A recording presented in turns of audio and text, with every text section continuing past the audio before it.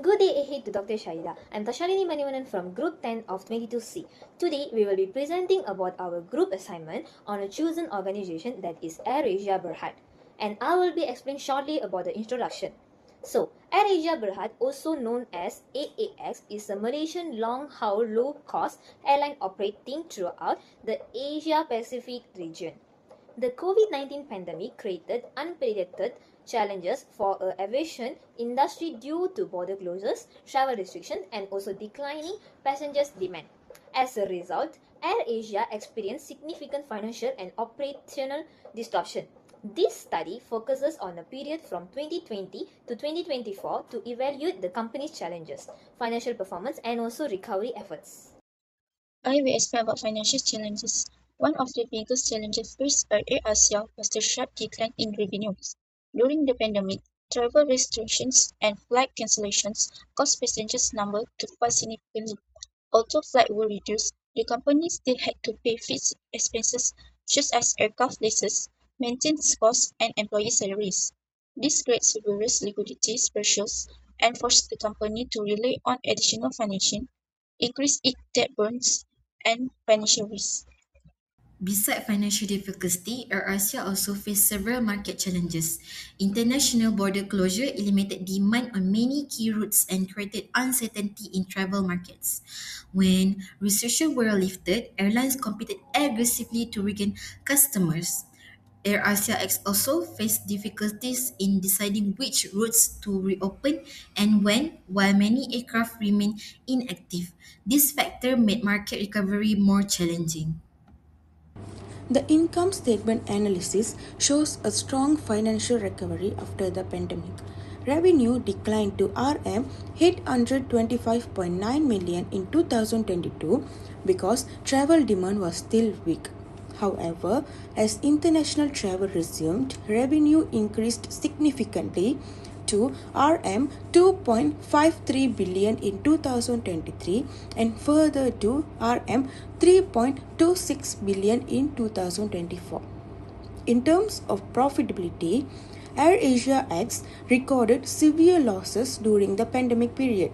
However, the company returned to profitability from 2022 onwards. This improvement was driven by increased passenger demand, resumed flight operations, and successful restructuring effort. Overall, the income statement demonstrates that AirAsia X successfully restored its revenue generating capability and strengthened its financial performance. Next, I will discuss the balance sheet analysis and current ratio of AirAsia X. Based on the balance sheet, AirAsia X total asset decreased from 2.45 billion ringgit in 2020 to 2021 to 1.23 billion in 2022 due to the impact of COVID-19. However, the company asset gradually recovered and increased to 2.68 billion ringgit in 2024. At the same time, total liability dropped significantly after the company carried out the debt restructuring. Shareholder equity also improved from a large negative value during the pandemic to a positive 269.8 million ringgit in 2024. This showed that AirAsia X successfully improved their financial position and become more financially stable after the pandemic. Moving on to liquidity, the current ratio increased from 0.003 in 2020 to 2021 to 1.05 in 2024. A ratio above 1 means the company has sufficient current assets to cover their short-term liabilities. This improvement shows that AirAsia has strengthened their liquidity position and reduced the risk of short-term financial difficulties after the pandemic. Next, return on asset or ROA measure how efficiently a company uses its asset to generate profit. During the pandemic, EASA as Berhad recorded a very negative ROA due to large losses and inactive asset. However, ROA improved significantly to 17.01% in 2023 and remained positive at 8.55% in 2024. This improvement indicates that the company was able to utilize its assets more effectively and generate profit as fly operation resume. So, next will be the fixed asset turnover ratio. It evaluates how efficiently fixed assets are used to generate revenue. Airasia's ratio increased from only 0.25 times during 2020 to 2021 to 2.65 times in 2024. This means that every RM1 invested in fixed asset generates RM2.65 of revenue in 2024. The improvement was mainly due to better fluid utilization, route optimization, and increased passengers demand. Therefore, the ratio demonstrates a significant enhancement in operational efficiency. The debt to equity ratio measures the company's depends on debt financing. AirAsia Act recorded a very high ratio of 14.48 during the pandemic, indicating significant financial risk. Following debt restructuring, the ratio decreased steadily to 0.90 in 2024. This shows that the company successfully reduced its debt burden and improved its financial position.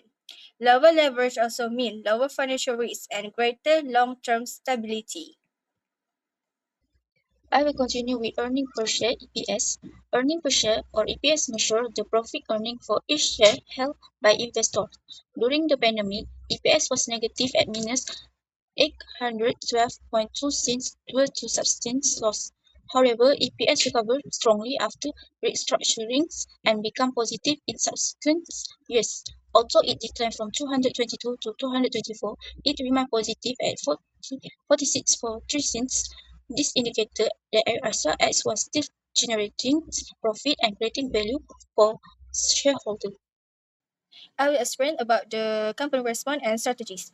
To overcome the crisis, AirAsia Act implemented several strategies. Measure the most important initiative was debt restructuring, which significantly reduced liabilities. The company also reduced operation costs through salary adjustment, lease renegotiations, and expenditure control.